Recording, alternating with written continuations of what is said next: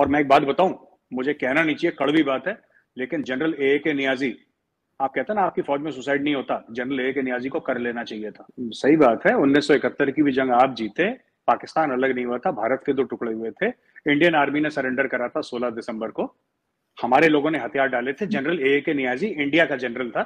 मैं हर चीज आपकी मान रहा हूँ, मैं मना थोड़ा ना कर रहा हूँ। तो आपके फॉरेन मिनिस्टर से रिलेटेड है, उन्होंने अभी थोड़े दिन पहले बड़ी एक रूड किस्म की बात पाकिस्तान के लिए कही, और उन्होंने कहा कि अब आपको पता ही, आप पहले ही हंस रहे हैं, लेकिन ये कि उससे भी पहले मैं ये चीज जरूर उसमें ऐड करना चाहूंगी, इस क्वेश्चन से अलग है, लेकिन फर्स्ट क्वेश्चन का पार्ट के वो जो आपने बात की थी अपने सोल्जर्स की, कि आपने कहा कि पाकिस्तान के सोल्जर्स ऐसा नहीं करते, सुसाइड नहीं करते, सब कुछ, तो फिर आपके सोल्जर्स को भी इतना स्ट्रांग होना चाहिए ना, मेंटली इतना स्ट्रांग होना चाहिए। हर फैमिली में प्रॉब्लम्स होती है, उनको कोई वर्कशॉप कीजिए, कोई ऐसी चीज कीजिए जिससे इस किस्म की इंसिडेंट्स ना हुआ करें।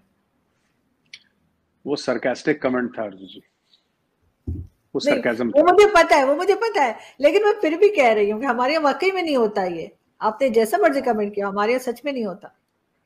सही बात है, 1971 की भी जंग आप जीते, पाकिस्तान अलग नहीं हुआ था, भारत के दो टुकड़े हुए थे, इंडियन आर्मी ने सरेंडर करा था 16 दिसंबर को, हमारे लोगों ने हथियार डाले थे, जनरल ए के नियाजी इंडिया का जनरल था।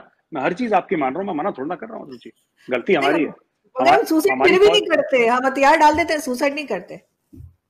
आरजू जी ऐसा है ना, पाकिस्तानी फौज के अंदर क्या हो रहा है वो तो छोड़ दीजिए, आपको अभी तक ये नहीं पता कि सी पैक की क्या डील है। अगर मैं आपसे पूछ लूं, कोई भी बड़ा से बड़ा तीसमार खान, तुर्रम खान पाकिस्तानी आप ले आइए, वो बता दे सी पैक की क्या डील है। आपको ठीक। लगता है, आपको लगता है, और मैं एक बात बताऊं, मुझे कहना नहीं चाहिए, कड़वी बात है, लेकिन जनरल ए के नियाजी, आप कहते हैं ना आपकी फौज में सुसाइड नहीं होता, जनरल ए के नियाजी को कर लेना चाहिए था। अगर थोड़ी सी भी शर्म होती तो अपनी पिस्टल निकालता, अपने सर पे डालता और अपना भेजा वार कर देता। नाम है उसका ए के नियाजी, इतना लंबा चौड़ा नाम, और निकला अंदर से गीदड़, हद हो गई। उसको करना चाहिए था, खोपड़ी मारनी चाहिए था गोली एक अपनी, अब छोटी छोटी सरेंडर बातों पे करके। खोपड़ी उड़ा दें हम अपनी, वो तो हथियार छोटे डालने छोटी, में। आपके आरजू जी, आपका आधा मुल्क चला गया। मतलब मैं आपको बात बताऊं, मैं आपको छोटी सी बात बताऊं, जी। एक बहुत, एक 1962 का किस्सा सुनाता हूँ, जहां पे हम लोग वो जंग हार गए चाइना से ना। हम्म। मेरी रेजिमेंट की कहानी है रिजांगला की, जहां पे 122 लोग थे, 122 थे, वो 3000 चाइनीज से लड़े, और 122 में से 114 एक रात में खत्म हो गए। उन्होंने हथियार नहीं डाले, उनको ब्रिगेड हेडक्वार्टर ने, खुद के ब्रिगेड, इंडियन ब्रिगेड हेडक्वार्टर ने बोला था कि तुम लोग पीछे हट जाओ, अगर जिंदा रहोगे तो किसी और दिन लड़ोगे, नहीं हटे, वो खत्म हो गए। हाँ, वो हम जंग हार गए, लेकिन आज भी चाइनीज कहते हैं, आज भी चाइनीज कहते हैं तेरा Kumaon, bravest of the brave. तो बात ये नहीं होती, देखिए जीत और हार जंग में होती है, ये तो ऊपर वाले के हाथ में है, राइट। पर वो फौजी कैसा जो हथियार डाल दे, ये देखिए, हम ये कह सकते हैं कि इंडियन आर्मी लड़ाई हारी है, लेकिन हम ये भी कहते हैं कि जो हमारे वीरों की लाशें हैं ना, वो भी गिन लो। जो जमीन पे गिरा, जिसने अपनी आखिरी सांस ली, उस उसके मरे हुए आदमी के भी हाथ में उसका हथियार पकड़ के, वो मेजर शैतान सिंह थे, उनका, उनके हाथ में उनकी पिस्टल थी। जब उनकी डेड बॉडी मिली थी 2-3 महीने के बाद, वो दब गए थे ना बर्फ में, तो उनकी बॉडी तब भी मिली थी। दहिया था एक नर्सिंग असिस्टेंट, उसके हाथ में सिरिंज था, क्योंकि नर्सिंग असिस्टेंट था, लोगों को दवाई दे रहा था, उसके हाथ में सिरिंज था। ये जीत हार वाली बात नहीं है। Problem is not, my problem with the Pakistani army is not that they lost the 71 war, that is not the problem. We have also lost a war, हो जाता है, वो है, ठीक है, लेकिन हथियार नहीं डालना चाहिए था, ये गलत है, ये नहीं हमारे करना चाहिए फौजी था। तो सर ये बताते हैं, हमारे फौजी तो ये कहते हैं कि जी हमारे एक फौजी के ऊपर उनके 15 फौजी खड़े हुए थे, हमारा नंबर बहुत कम था। वो मेजर जनरल अमजद शोएब साहब ने ये बात की है, और वो कहते हैं कि जी एक के ऊपर 15 खड़े कर देंगे तो क्या करेंगे, तो हमने जो है वो क्यों हथियार डाल। नहीं, हमारे साथ भी तो यही था, जब एक के ऊपर हमारे 15 खड़े हो गए थे तो हम मर गए लड़ते लड़ते। मैं 1962 की बात कर रहा हूं, वो जगह हम हार गए। आप एक बार बता दीजिए जहां पे इंडियन आर्मी ने अपने हथियार डाले और जी, कि हमने बोला कि नहीं हम अपने हथियार डाल रहे हैं। हमारे ऊपर भी तो 15-20 हो गए थे चाइनीज, 122 के ऊपर 3000 हो गए, आप गिन लीजिए कितने थे। 122 के ऊपर 3000 यानी कि करीब 25-26 एक के ऊपर लड़े ना, क्योंकि ये धर्म है फौजी का लड़ना, पीछे ना हारना, क्योंकि क्योंकि देश की इज्जत उसके हाथ में है। भारत की इज्जत क्या रह जाएगी अगर फौजी भाग गया तो, क्या हमारे देश की इज्जत रह जाएगी? तो इसलिए फौजी ने बोला कि नहीं साहब, यहीं पे आज रात को मेजर शैतान सिंह ने बोला आज रात को, आज हमारी आखिरी रात है। उन्होंने बोला ठीक है sir, done. They fought, they died way they fought, वहीं पे वीरगति को प्राप्त हो गए, पीछे कोई नहीं हटा।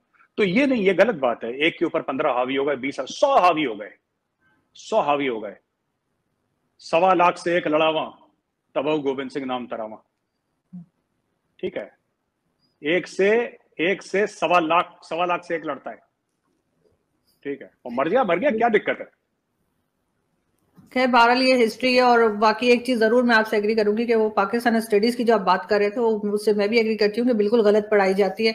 और हमें तो अब पता लगा कि 71 में क्या हुआ था, वरना अभी तक तो हम लोग यही सुनते आए थे कि हमने बड़ा मजा चखाया था, मतलब हर वॉर में इंडिया को। लेकिन अब आहिस्ता आहिस्ता जो नए स्टूडेंट्स आ रहे हैं, होपफुली वो जो है सच्चाई को समझेंगे और सुनेंगे।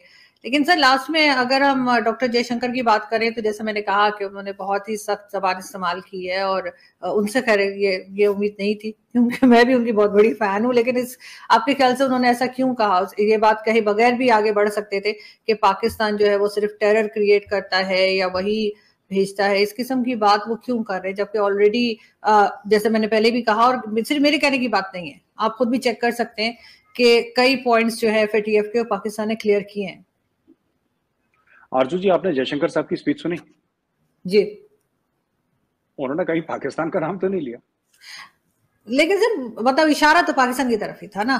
कैसे? नेपाल को कोई प्रॉब्लम नहीं है, म्यांमार को कोई प्रॉब्लम नहीं है, चाइना को कोई प्रॉब्लम नहीं है, बांग्लादेश को कोई प्रॉब्लम नहीं है, भूटान को कोई प्रॉब्लम नहीं है, पाकिस्तान को क्या प्रॉब्लम है?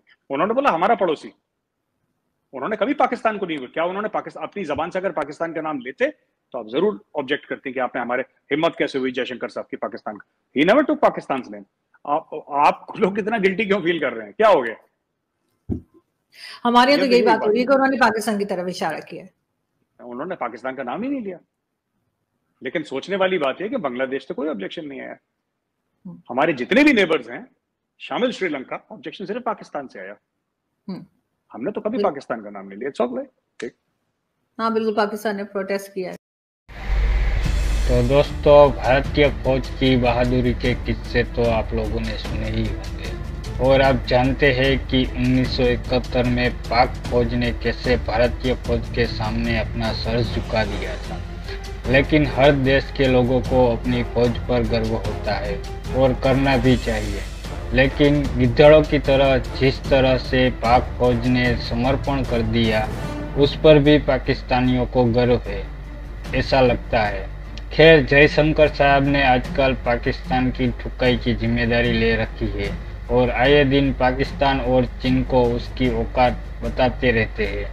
जिस पाकिस्तान बौखलाया रहता है, आरजू काश्मी को भी पता है पाकिस्तान की सच्चाई, लेकिन फिर भी वो अपने शो में मजे लेती रहती है।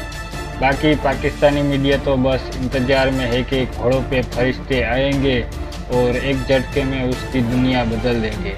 तो आप लोगों को क्या लगता है, कमेंट करके हमें बताएं, और चैनल पर नए हैं तो चैनल को सब्सक्राइब करना मत भूलना, ताकि ऐसे ही मज़ेदार वीडियो आपको मिलते रहे। जय हिंद।